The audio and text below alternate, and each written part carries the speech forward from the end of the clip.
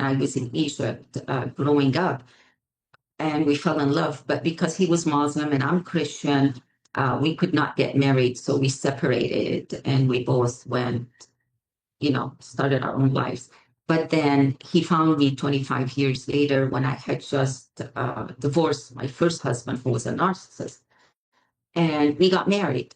But 9 years later, we filed for an amicable divorce. And he asked to stay in the house for 3 weeks while he finds a place to live, because I was the breadwinner. I was a CFO at the time. And I didn't want to throw him out of the house, of course, or have him on the street. So I agreed that he stays for 3 weeks.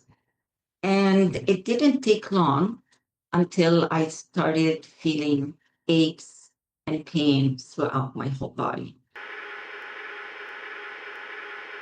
And then I was looking at the rice and I'm contemplating, am I going to even eat that? It looks so dry. I wasn't sure I'm going to eat it. And the Holy Spirit says, child, turn around, open the fridge, get the yogurt and put it on your rice. And when he said that, it was like, excuse me, like, come again? You care about the yogurt I put on my rice? Like, it was such a trivial thing that I didn't think the Holy Spirit would care about. And his response was, child, I'm in every little detail of your life. And Jeff, when he said that, oh, wow. I felt shame. I felt shame that I had missed out on him. I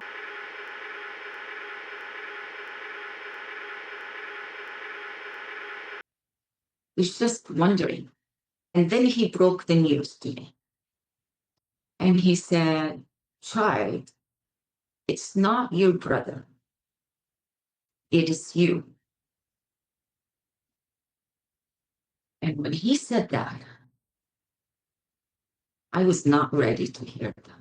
I was not ready to hear that I was the one that was going to die. I wasn't ready at all.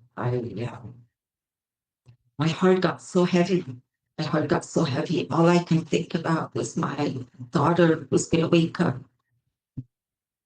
and find her mother dead in bed. Okay, what do you need me to do? And he said, relax, child. You're going to go on a journey and you'll be back to be my ambassador. And then he said, child, I need you to shut your eyes. And no matter what happens, you're not to open your eyes. So I shut my eyes. And he said, child, no matter what happens, do not open your eyes. So I said, we can obey. And the whole process shut down. And I'm going, shoot, did I screw up my death? And he said, no, child, this one you can't screw up.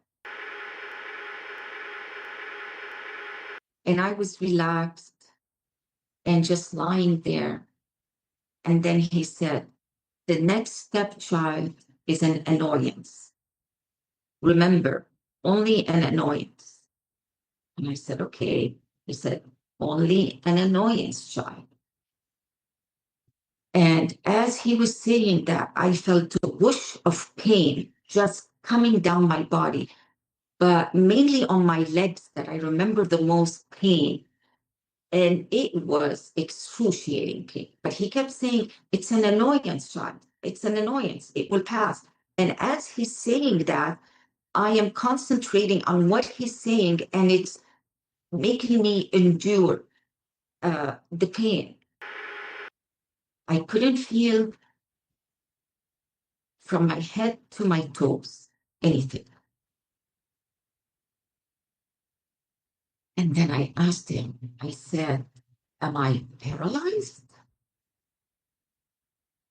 said, yes, child, you are. And I said, no. He said, I'm sorry, child. I said, no.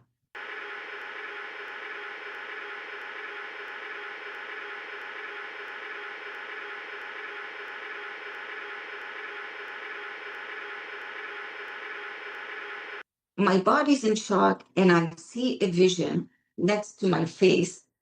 And that vision was Jesus's hand on the ground, and where they were piercing the nail in his hand, hammering it. And as I saw that vision of his hand, I felt shame that I'm uncomfortable from the water, like from this, what's happening to me compared to his pain.